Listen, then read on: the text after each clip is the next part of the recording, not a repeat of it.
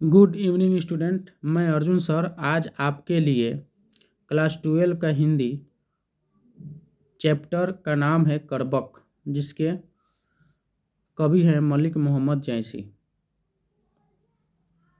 मलिक मोहम्मद जैसी चेचक के कारण एक आंख से अंधे और एक कान से बहरे हो गए थे, लेकिन फिर भी उन्होंने अपने जीवन में कभी भी हार नहीं माना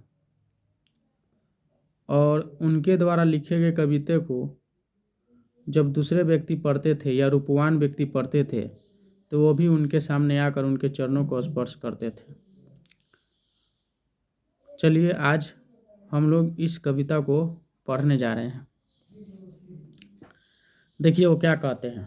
वो कहते हैं, एक नयन कवि मोहम्मद गुनी सोई बिमोहा जई कवि सुनी, चांद जैस जग विधि अवतारा, दिन्ह कलंक किन्ह उजियारा। इस पंक्ति का अर्थ स्पष्ट करते हुए कवि हमें यह बताना चाहते हैं कि भले मैं एक आंख से काना हूँ या एक कान से नहीं सुन सकता, लेकिन फिर भी मैं ऐसी कविता लिखूंगा जिस कविता को पढ़ने के लिए अच्छे अच्छे लोग हमारे कविताओं को पढ़कर आकर्षित हो जाएंगे। उन्होंने एक एग्जाम्पल देते हुए बताया है कि जिस प्रकार चांद में दाग है लेकिन फिर भी वो अपने प्रकाश से पूरे विश्व को प्रकाशित करता है, ठीक उसी प्रकार मैं भी एक आंख से काना हूँ तो क्या हुआ, लेकिन मैं अपने गुणों से पूरे संसार को गुणवित कर दूंगा।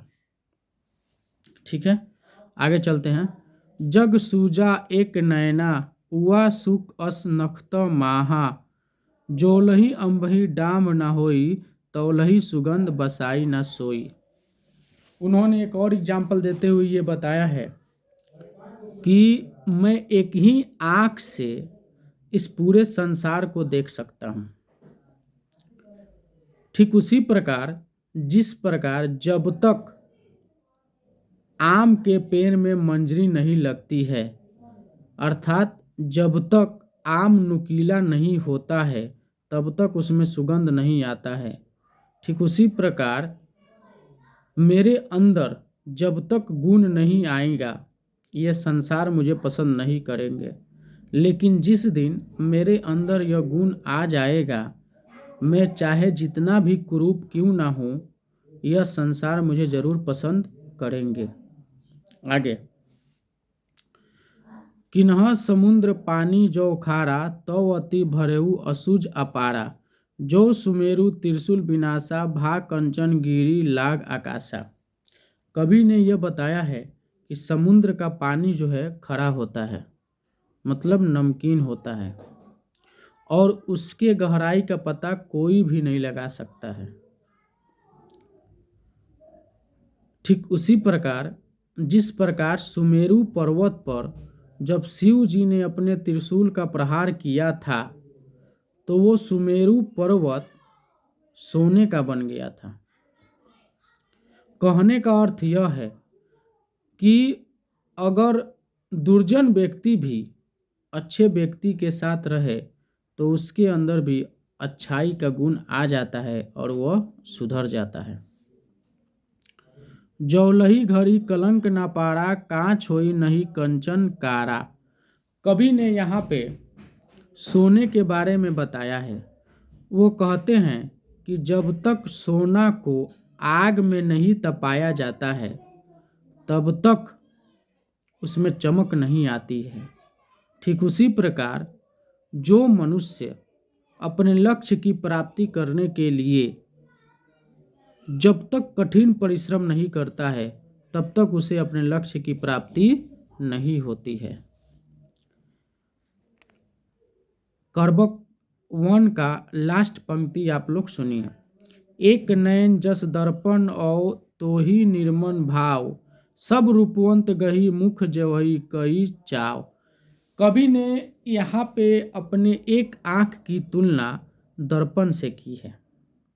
वह कहते हैं कि जिस प्रकार दर्पण स्वच्छ और निर्मल होता है और उस दर्पण में कोई भी व्यक्ति जाकर अपने वास्तविक रूप को देखता है, ठीक उसी प्रकार मेरा यह नयन भी स्वच्छ दर्पण के समान है, जिसमें रूपवान व्यक्ति भी मेरे पास आकर अपने वास्तविक प्रतिबिंब को देख पाएगा। कहने का अर्थ यह है कि वो भी मेरे गुणों से प्रभावित होकर मेरे पास आएगा और मेरे चरणों को स्पर्श करेगा।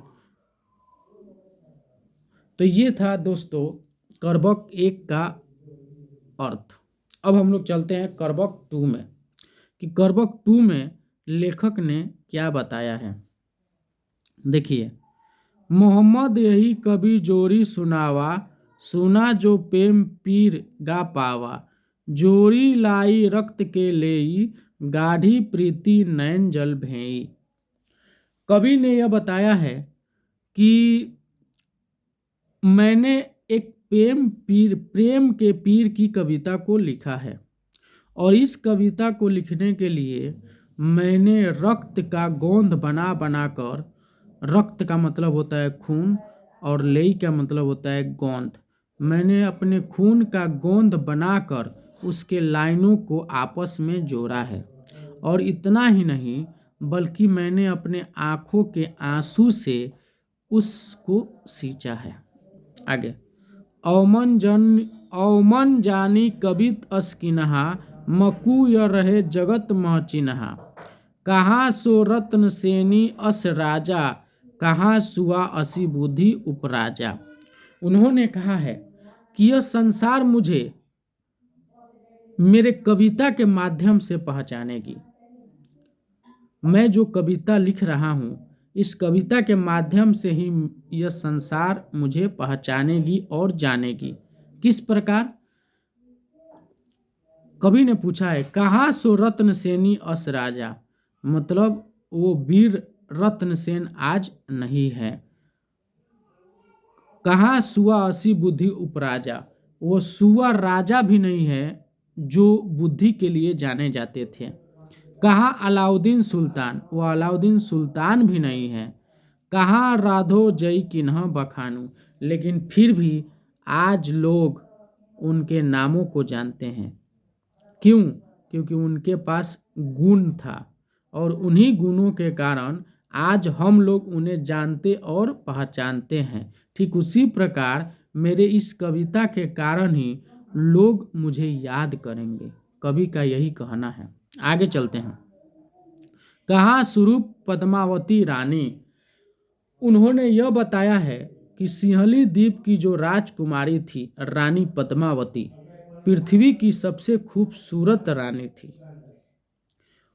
वो भी नहीं है लेकिन फिर भी लोग उन्हें याद कर रहे हैं। क्यों? उनके गुणों के कारण। कोई ना रहा जग रही कहानी, ना रत्नसेन है, ना अलाउद्दीन है, ना रानी पद्मावती है, लेकिन फिर भी उनकी कहानी आज है। क्यों है?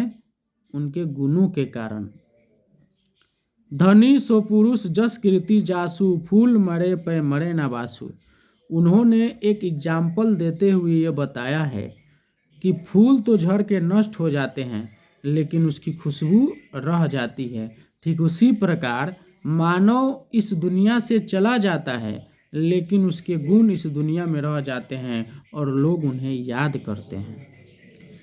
कोई न जगत जस बेचा, केई न लिन्हक जस मोल, जोय पढ़े कहानी हम सवेरे दुई बोल।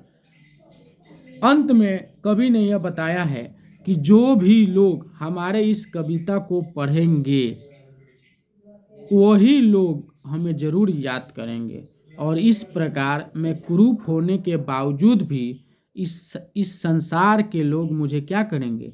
याद करेंगे। तो दोस्तों, मैंने करबक 1 और करबक 2 का अर्थ अच्छी तरह से स्पष्ट किया हूँ। कृपया करके आप लोग इसे सुने, समझे और ज़रूर अपने कॉपी में लिख लें।